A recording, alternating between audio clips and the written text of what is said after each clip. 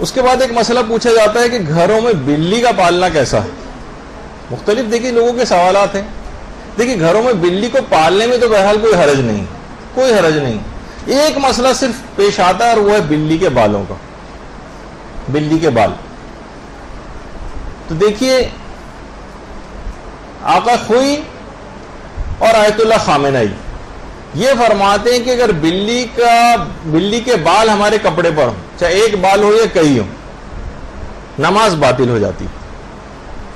چاہے وہ گیلی حالت میں ہو خشک حالت میں, اس سے کوئی فرق نہیں پڑتا. بلی کا کوئی ایک بال بھی, گھر میں بلی پلی ہوئی ہے اس کے بال بھی ہوتے ہیں, تو اگر ہمارے کپڑے کے اوپر ایک بال بھی بلی کا لگا ہوا ہے تو اس سے نماز باطل ہو جاتی. آقا خوئی کا بھی مسئلہ تھا اور آیت اللہ خامنہئی کا بھی یہی مسئلہ. اچھا, آقا سیستانی فرماتے ہیں کہ نہیں, بلی کے بال اگر کپڑے پر ہوں تو اس سے کوئی فرق نہیں پڑتا, کوئی فرق نہیں, اور بالکل اس بات کی اجازت ہے اور اسی کپڑے میں نماز پڑھی جا سکتی. اچھا, بہت سے افراد کے دماغ میں شاید یہ ہے کہ ایک بال اگر لگا ہوا ہو تو اس میں اجازت ہے, ایک سے زائد لگے ہو نہیں, ایک بال یا زائد اور کم کا کوئی فرق نہیں, کئی بال بھی اگر لگے ہوئے ہیں تب بھی نماز پڑھی جا سکتی ہے. آقا سیستانی کے فتوے میں نماز صحیح. البتہ ایک مسئلہ ایک اور بھی آتا ہے, وہ ہے بلی کے تھوک کا مسئلہ.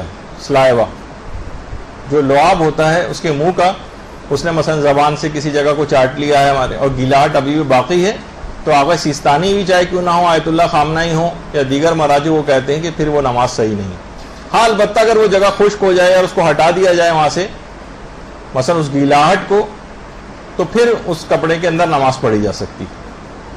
تو بہرحال کوئی اول تو یہ کہ اجازت تو ہے اس کی, بس یہ کہ بلی کے بال اور اس کے تھوک وغیرہ کے سلسلے میں بس احتیاط کر لی جائے تو ٹھیک ہے.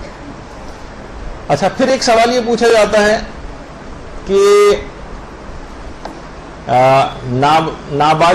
نابالغیت کے زمانے میں جو خلاف شریعت کام کیے ہیں, کیا بالغ ہونے کے بعد ان کا کوئی کفارہ ادا کرنا پڑتا؟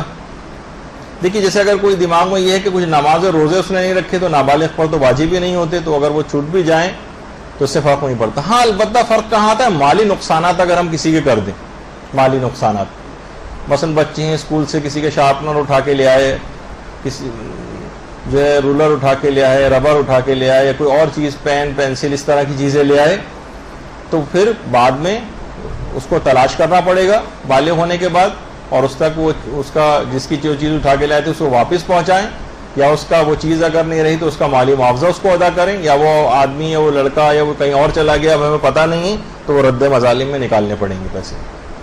تو مالی نقصان بالغ ہونے کے بعد وہ پورے کرنا پڑتے ہیں. کسی چیز ہم نے توڑ دی تھی, کسی گھر کا گلاس توڑ دیا, کوئی اور سیٹ توڑ دیا ان کا نابالغیت کے زمانے میں, تو بالغ ہونے کے بعد یا تو معاف کروانا پڑے گا یا اس کو وہ چیز پہنچانی پڑے گی یا عوض دینا پڑے گا. وہ نہ ملے تو پھر رد مظالم میں وہ چیز دینی ہوتی. اچھا, تو بہرحال اچھا ایک چیز اور بھی ہے کہ بچہ جب اس وقت تک ہوتا ہے تو اس کے مال پر خمس بھی واجب ہو جاتا. مثلا 1 سال سے پڑا ہوا تھا بغیر استعمال کی, خمس واجب ہو گیا. اب بچے کا جو باپ ہے یا ولی ہے, باپ یا دادا, اس کے لیے لازم ہو جاتا ہے کہ وہ بچے کے مال سے اس کا خمس نکالے. بچے کی مثلا بچے کی عیدی رکھی ہوئی ہے, بچہ ظاہر ہے بچے نے باپ کے پاس رکھوا دی, اس نے اپنے پاس حفاظت سے رکھی ہوئی اور سال ہو گیا اس کو اور اگلی عید آ گئی, اس پر خمس ہو گیا. اب باپ کو اپنی جیب سے نہیں نکالنا ہے, بچے ہی کے مال میں سے خمس نکالنا ہے. آقا سیستانی یہ کہتے ہیں, آقا خوئی وغیرہ کہتے تھے کہ نہیں, باپ کی بھی ذمہ داری نہیں. بچہ جب خود بالغ ہوگا اور اس کو نکالنا ہوگا تو اس وقت وہ نکالے گا خمس. لیکن بچے نے یہ دیکھا کہ میں اب بالغ ہو گیا ہوں اور میرے باپ نے خمس نہیں نکالا, اگرچہ اس کے اوپر واجب تھا, اپنی جیب سے نہیں میرا ہی نکالتا, لیکن باپ متوجہ نہیں تھا یا اس کو مسئلہ نہیں پتا تھا, تو بالغ ہونے کے بعد فوراً اس کے اوپر واجب ہو جائے گا کہ اپنے اس مالی واجب کو جو ہے وہ ادا کرے, اور 1 سال کا بھی انتظار نہیں کرے گا, فوراً پہلے دن ہی اس کے اوپر یہ چیز واجب ہو جائے گی.